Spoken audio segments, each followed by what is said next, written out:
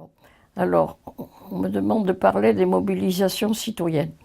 Ça m'amuse parce que, à un âge avancé, je pense que c'est plutôt à plus jeune qu'il appartiendrait de répondre. Mais je vais travailler sur mes souvenirs. Et je suis d'une famille de résistants.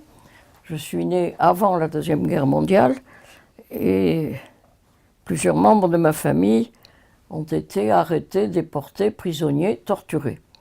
Ce qui veut dire que j'ai goûté à la résistance à l'heure où d'autres goûtent aux joies et aux émotions de l'adolescence.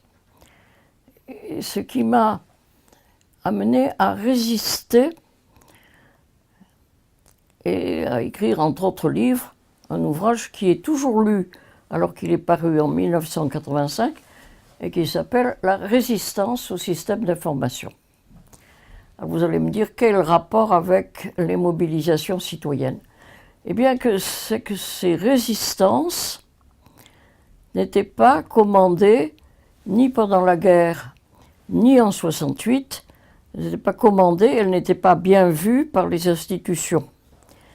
Un homme remarquable, connu dans le journalisme, Robert Escarpi, qui a tenu dans le journal Le Monde pendant 20 ans un billet quotidien, eh bien, il a écrit un billet dans Le Monde contre mai 68. C'est dire à quel point ce mouvement citoyen a déplu, pris au dépourvu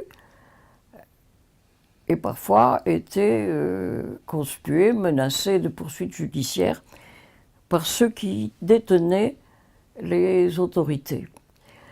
Alors, allez-vous me dire comment se fait-il que tous les 50 ans, il y ait des mouvements de protestation citoyens?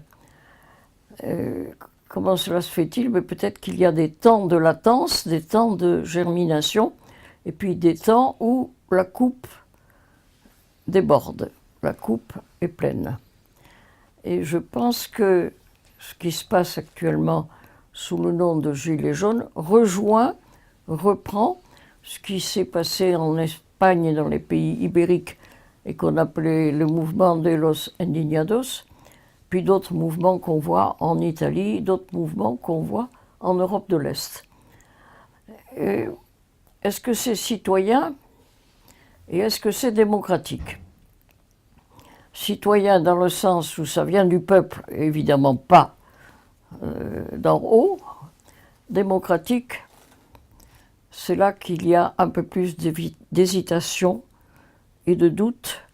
Doute sur la naissance, sui generis, l'éclosion. C'est un petit peu comme l'innovation. On ne sait pas exactement où elle naît ni pourquoi. Mais c'est très vite récupéré.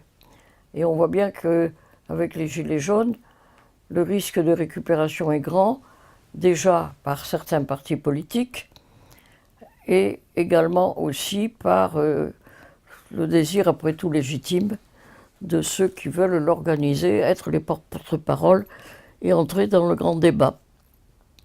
C'est pour ça que, en ce qui concerne ce mouvement-ci, j'appelle de mes voeux un grand débat citoyen et pourquoi pas un référendum, pour qu'il n'y ait pas ce risque inhérent, ce risque de confiscation, soit par les partis politiques, soit par l'État, et que la démocratie puisse une fois encore triompher.